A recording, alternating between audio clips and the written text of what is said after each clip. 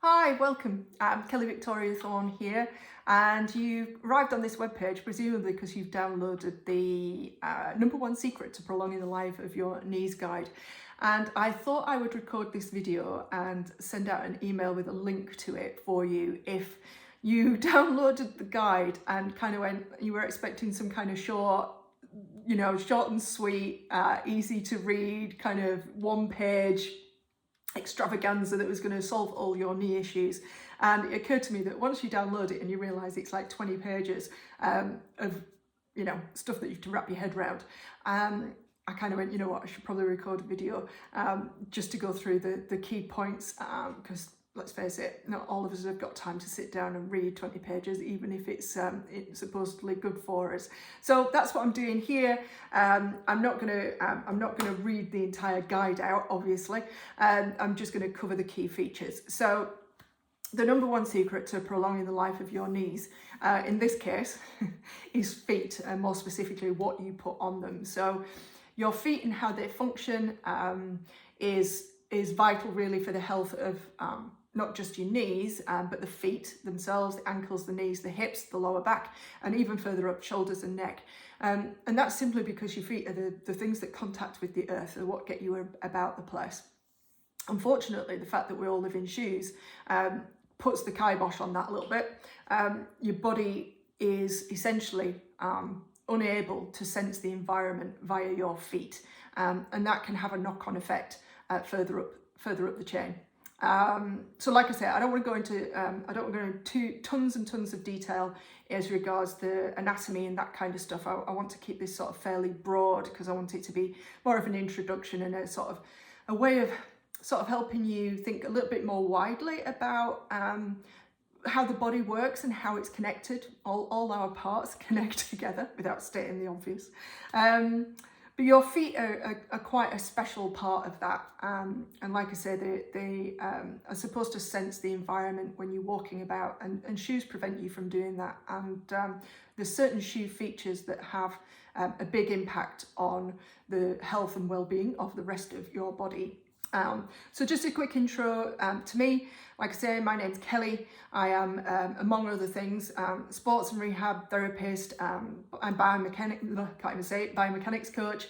I teach lots of different movement disciplines, everything from sort of natural movement, restorative exercise, Pilates, yoga, the usual kind of stuff that you might see, but then some sort of weird and wonderful stuff as well, sort of more related to specific issues such as knees. I like working with people with knees, partly because of my own journey. I started off as a gym bunny and a runner in my teens, started to develop niggles and sore bits, and I really couldn't understand why I was suffering with those sore bits. I was fit and healthy, I was going to the gym, I was out and about doing my running, and I was just, I was getting more and more sort of pain, ankles, feet, Achilles, calves, knees, particularly knees. They were my biggest issue. And at that point, I'd not done all the training that I've done. I've spent the last 15 years training, learning, studying, researching, going on lots of specialist courses in an effort to understand more about how the body works and how it moves. So I was told by my physio and my orthotics podiatrist guy that I would never run more than 15 miles a week, that my body was shot, that my feet were pronating, that I would never, my arches had collapsed. There was a whole heap of stuff that they said was wrong with me. And so they fitted me with these very expensive orthotics, I have to say, and told me to go about my business. And of course, the orthotics were great at alleviating some of the problems that I was having right then, but then I started to develop other problems. And it really wasn't until I moved to Australia and I started understanding or started training in this sort of movement and rehab, that kind of arena, that I started to question really why would a body break down? I was only relatively young then, sort of at that point, I'm probably mid-30s. Why is a body breaking down when it's supposedly fit and healthy? I was doing all the things, exercising regularly, etc. And I was just getting all these problems. And so I found my own movement mentor and started to question a little bit more, started to read a little bit more widely. And what I discovered was a bit of a revelation. You everything's connected. Your body is unable to function in individual parts, and the parts that I was missing at that point was my feet. My feet had been crammed into. I was a big heel wearer. I can't deny it. I loved heels. So my feet had been crammed into to heels of some description for pretty much since I was sort of 11, 12 at school. I was wearing kind of a small heel. And it took me, it's probably taken me it took me then 5 or 6 years really to get my head around it, to sort my feet out. And the knock-on effect that that's had up my body has been massive. Essentially, it's alleviated a lot of my pain. And then I've gone on to kind of study other stuff as well. So it's not just the feet, don't get me wrong. I'm not here to tell you that if you take your shoes off and wiggle your toes about that your knee pain's going to go away. The feet are just one part of it. And so the knee programs that I offer, or the stuff that I offer to the clients that I work with, is starts with feet usually, because most of us live very similar lives. Nobody's really got feet that function very well. And then we progress on to alignment and lots of other things. But we're here to talk about the feet today. We're here to talk about the feet and particularly what goes on them. So your feet are very special. They've got 33 joints in them. That's 66 if you count 2 feet. That's a lot of joints. If you think that joints are designed to move, 33 joints is potentially a lot of movement, or has the potential for a lot of movement. And each of those joints has little sensors that tell your brain what you're walking on: level, flat, hilly, knobbly, whatever it is, soft, hard. Now, if you put in a shoe on, your brain, if you like, or your foot can't feel that, so it can't tell your brain what's going on. And essentially, it's like putting a blindfold on. You're taking away one of your major senses of the environment. So why does that matter? If your foot can't sense the environment, it will not be able to tell the rest of your body where it needs to be in space, particularly your pelvis. So you might land more heavily, surprisingly. You think when you're wearing like a cushioned shoe that you might land softer, but you actually land more heavily. The fact that the shoe is masking the environment, if you like, means that your body isn't able to really feel how much impact is going up. And this is one of the key points really, because the impact stays the same. The impact when you strike the ground, however hard you strike the ground, is the same whether you're wearing a shoe or not. So your foot might not be able to feel the impact, but the rest of your body will. And the sort of next joint up, if you like, is your ankles and then your knees. So that jarring kind of impact is kind of important. But the main 5 shoe features, that's what we're here today to discuss. The 5 shoe features that can have such a big impact on your knees. And the first one, I've borrowed one of my partner's shoes here, because all of mine, in fact, I'll grab one of mine in a minute to give you an idea of the difference. But this will give you a starting point. So we'll go, first of all, heels. Yeah, and you might look at this and go, well, that's not a heel. It unfortunately is. So any difference between the back of the shoe and the front of the shoe in terms of height is a positive heel. Call it positive heel. You can get 0 drop shoes, if you've heard of those. That means that there's no difference between the heel and the toe in terms of the level, essentially. Yeah, so heel is where it sounds, but even a small heel is going to throw your body out of alignment. So it causes you to kind of to pitch forward. Now, if you, this is how I describe it. If you imagine like a bookcase with a load of books in it, and you stuck a 2-inch sort of, let's call it a bookcase that's like 5 foot, 6 foot tall, so the size of a person, and then you stick a 2-inch wedge under the back 2 legs, that bookcase is going to pitch forward, and all your books are going to fall out. Now, obviously, you kind of go, yeah, but we're not rigid, and that's the point, right? So we're not rigid. So our bodies are capable of bending at the ankles, the knees, the hips, the lower back, upper back, spine, you know, that kind of area, and neck, to keep our gaze level and our body feeling upright, which it is, you know, in the great scheme of things, your body is staying upright, even though you've got those 2-inch blocks under your heels, but you're having to make lots of little joint adjustments to actually look, well, to stay upright. And it's those joint adjustments that cause the problems, essentially. So those little so you've got your 10,000 steps, I suppose is what we're saying. So your 10,000 steps with your joints in these little micro bends and out of, let's call it ideal alignment. That's not my favorite way of putting it, but yeah, out of ideal alignment. 10,000 steps they're only little, you know, these little changes to your alignment and your body posture and your joint positions. They're only small, but because you're doing 10,000 of them, repeat, you are sort of adding up those stresses and strains that are put on your joints, and particularly the knees. So when you wear a heel, your center of gravity has to shift. It makes the front of your legs, so your quads, you know, the front of your thighs, those muscles that run down the front of your thighs, it makes those have to work harder. So instead of us being supported by our big glute muscles and hamstrings down the back of our body, our quads take over. And when the quads are constantly working hard, they pull on your kneecap, which can have the effect of pulling the kneecap back towards the joint, and it causes a little bit of, or can cause a little bit of friction and wear and ultimately degeneration. You know, again, a heel causes the pelvis to tip forward as well, which puts a little bit more strain on the lower back. You know, again, it's not much. It's not like I'm saying that wearing a heel at all is a bad thing. I'm not. We're just looking more widely, you know, because we spend so much time in them and you're doing so many steps and you're thinking, you know, we've all been told that this is an acceptable shoe to walk your 10,000 steps in. Nobody would think that this is particularly high heel. And of course, what we consider to be a high heel, in the great scheme of things, this isn't.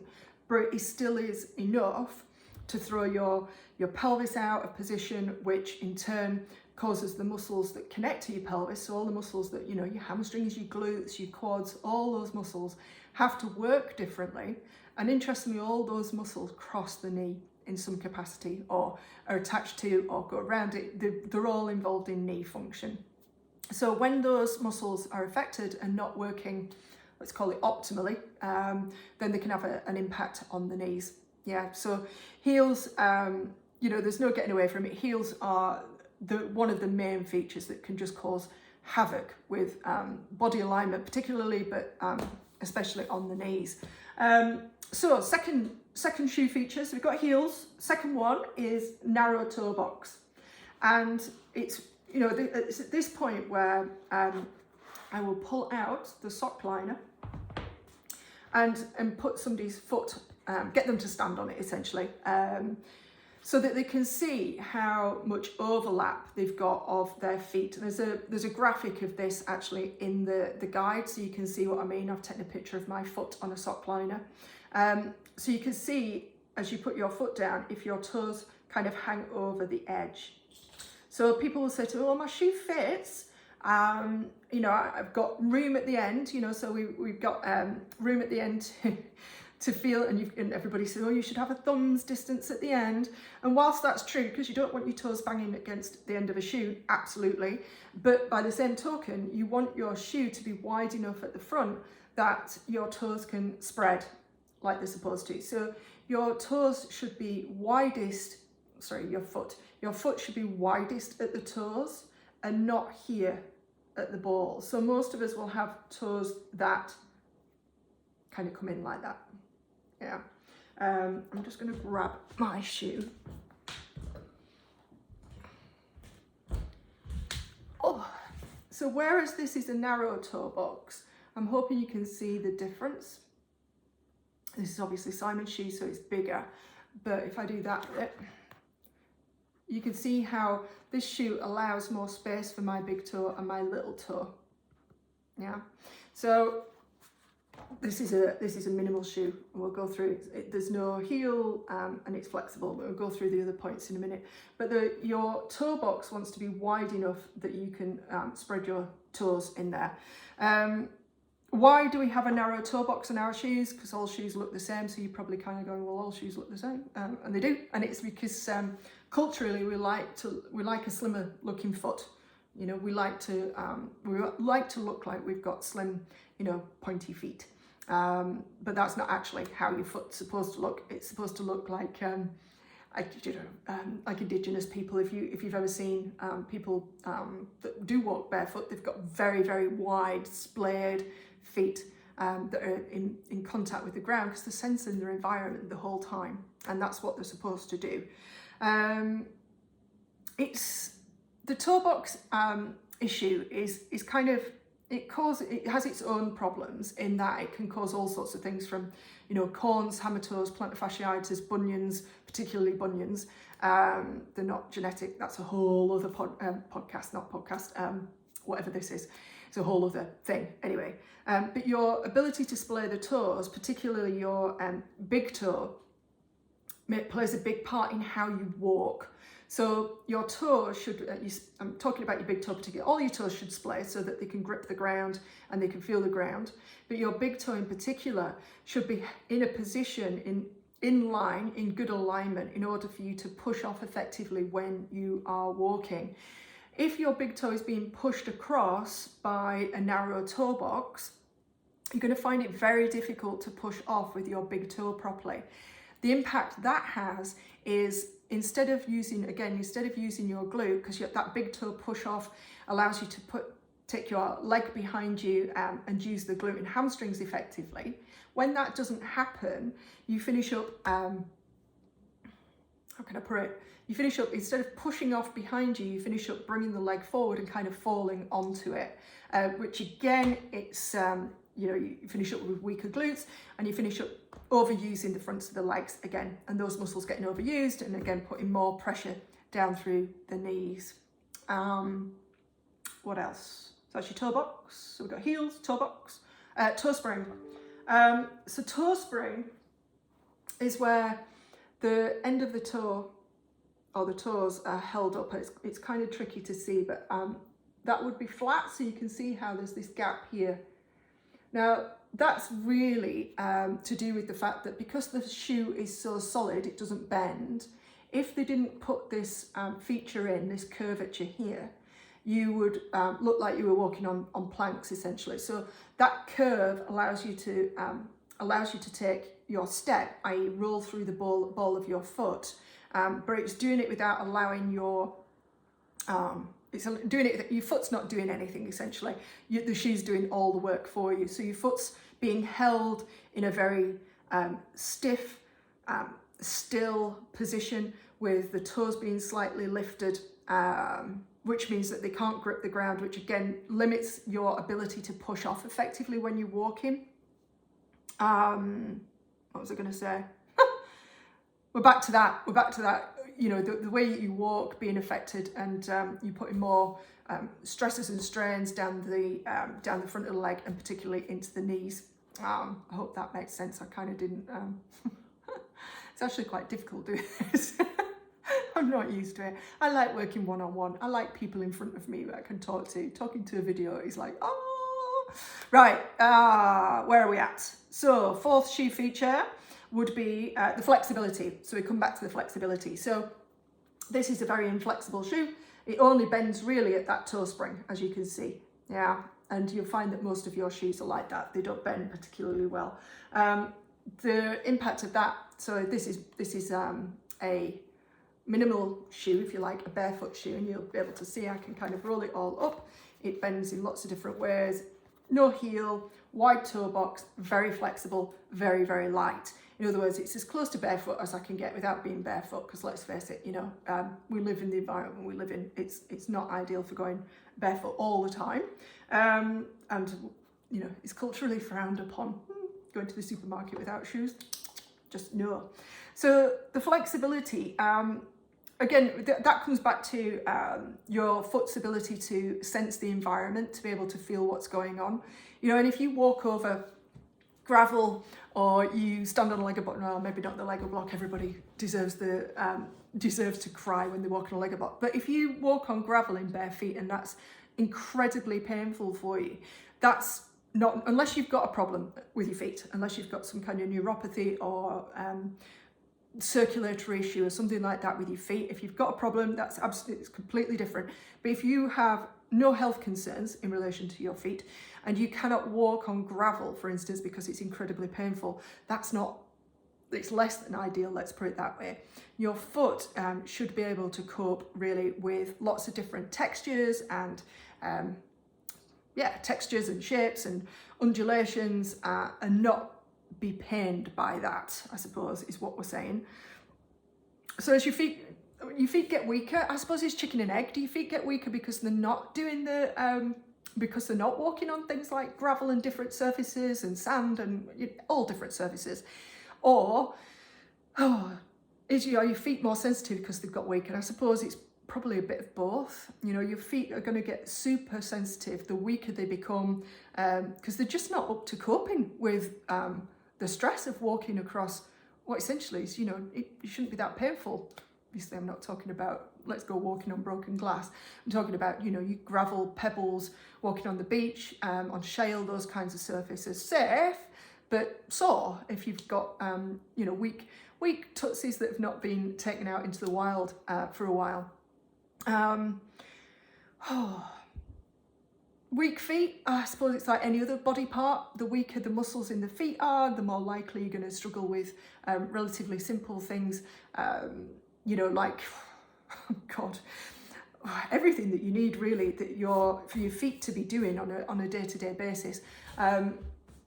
It's why as people get older, they think it's to do with age. It's not, it's just length of time that you've not used the foot effectively. But as people get older, they start to shuffle, they lose their balance. You see, they've no connection with their environment, and the foot is so important for that. So the weakening of the foot muscles has a knock-on effect. It can make the calves incredibly tight. We're back to it affecting sort of all the muscles further up the chain.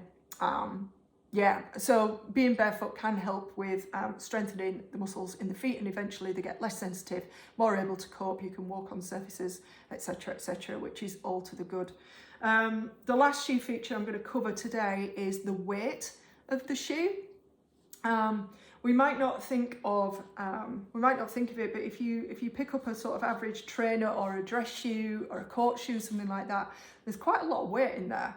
And don't ask me to explain about the physics, but it's a bit like if you hold a heavy weight close to your chest, it feels easier than if you hold a heavy weight away from your chest. It's a lot harder, and it's something to do with levers and physics. And so I'm a girl, I understand it, but I can't explain it.